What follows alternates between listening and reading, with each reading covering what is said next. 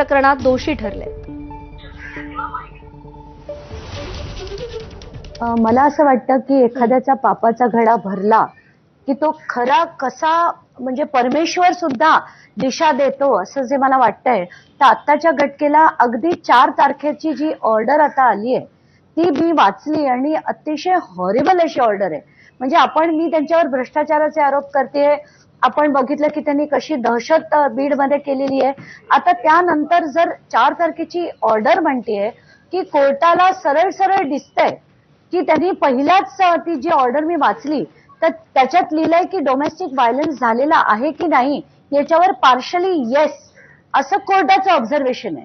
त्यानंतर मेंटेनन्स द्यायला पाहिजे का, पार्शली येस असं कोर्टाचं ऑब्झर्वेशन आहे। तर मला आता प्रश्न पडलाय की आता तरी मुख्यमंत्री आणि अजित पवार यांच्यावर निर्णय घेणार की नाही की डोमेस्टिक व्हायलन्स करणारा मंत्री सुद्धा आता यांच्या मंत्रिमंडळात चालत असेल तर मला वाटतं या सगळ्या लाडक्या बहिणी जी योजना त्यांनी केली होती त्या सगळ्या लाडक्या बहिणी आता चौताळतील तुमच्यावर की हे चाललंय काय। आणि करुणा मुंडे ज्या इतक्या वर्ष लढा देत आहेत, एक स्त्री म्हणून मी त्यांचं समर्थन करते।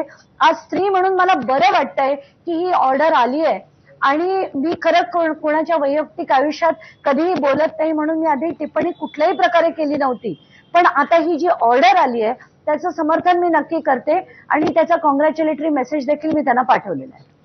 अंजलीताई, हत्या प्रकरणामध्ये अप्रत्यक्षरित्या धनंजय मुंडेंचं नाव येतं, तुम्ही 250 कोटींच्या घोटाळ्याचे आरोप करता, आता कोर्ट त्यांना दोषी ठरवतं, पण हे सगळं होऊनही सरकार अंतर्गत कोणत्याही हालचाली होताना दिसत नाहीये, हे कसं लक्षण म्हणायचं?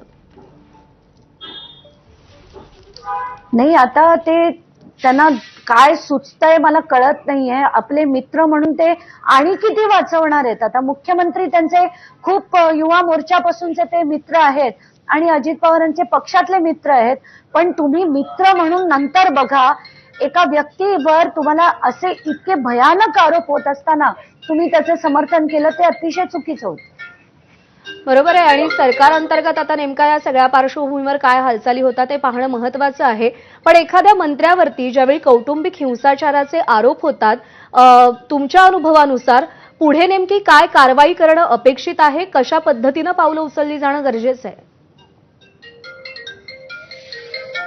2 तासात त्यांचा राजीनामा घेणं गरजेचं आहे। 2 तासात, तिसरा तास पण नाही झाला पाहिजे।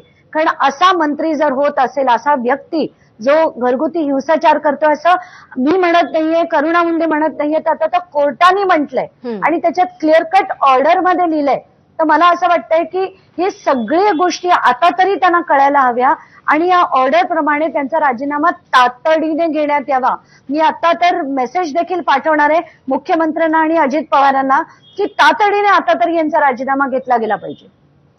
अंजलीताई, आभार आपले, आपण एबीपी माझाला सविस्तर प्रतिक्रिया दिलीत त्याबद्दल। त्यामुळे आता कोर्टानं दोषी ठरवल्यानंतर तरी धनंजय मुंडे यांचा राजीनामा घेतला जावा अशी आग्रही